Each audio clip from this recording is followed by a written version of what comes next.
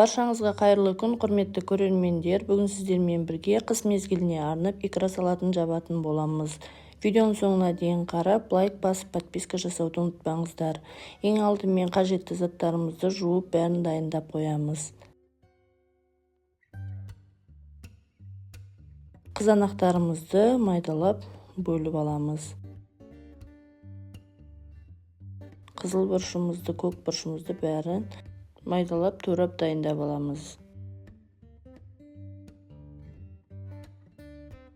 Электрлі майдалағыштың көмегімен бәрін өткізіп аламын.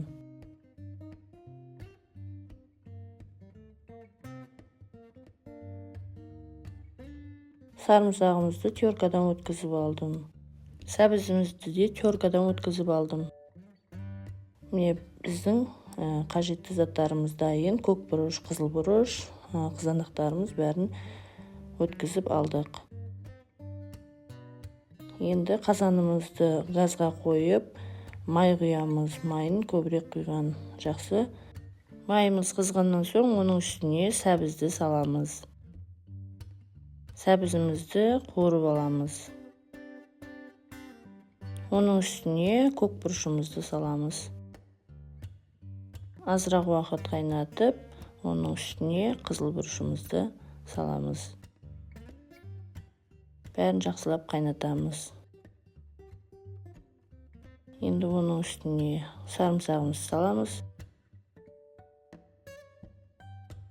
Бәрін жақсылап араластырып, енді тұзын саламыз. Тұзын дәміне қарай салсаңыздар болады. Оның үстіне лавр жапырағын, түйірлі қара бұрыш саламыз.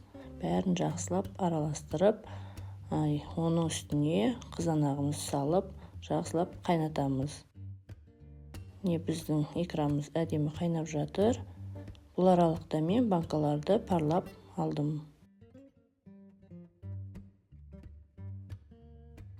Не біздің икрамыз дайын болды.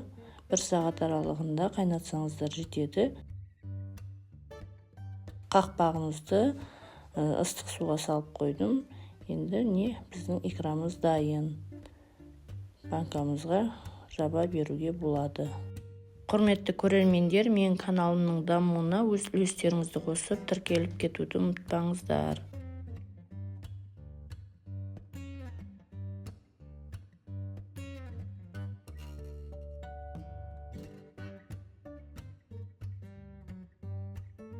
Банкамызды жауып, енді қыс мезгіліне банкамыз дайын.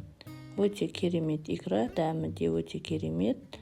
Үйде жасап көрсеңіздер болады. Қыста рахаттанып жейтін боласыз. Біздің икрамызға ешқандай уксустың, ешқандай қоспаларды қосудың қажеті жоқ. Видеоның соңына дейін қарағандарыңыз үшін көп рахмет.